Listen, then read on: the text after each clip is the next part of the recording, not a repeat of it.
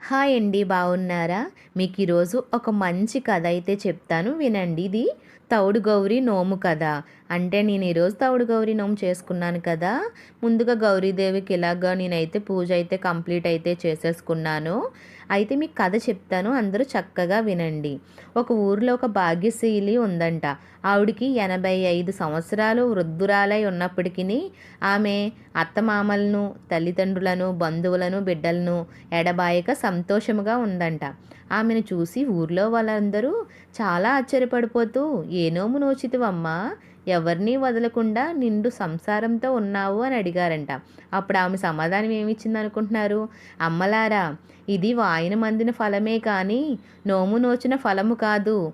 పూర్వము మా అమ్మ తౌడు గౌరీ నోము నోచుకుని నాకు వాయినమిచ్చినది.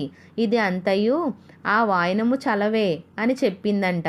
అది విని వారు, వాయనమందితేనే ఇంత ఫలము చెందగా నోము నోచినచో ఇంకెంత ఫలమబ్బునో కదా అని అనుకుని ఆ రోజు నుంచి ఆ నోము నోచుకొనుచు దీర్ఘాయువుతో, ఆయురారోగ్య ఐశ్వర్యాలతో విరాజిల్లుతున్నారంట.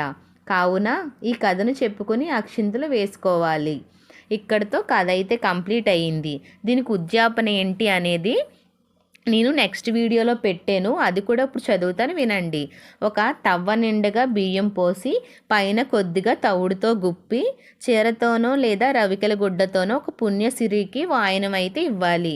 ఇలాగైతే మనకి తౌడు గౌరీ నోము ఉద్యాపన కంప్లీట్ అయితే అవుతుంది. మిగతా వీడియో కోసం సబ్స్క్రైబ్ చేసుకోండి.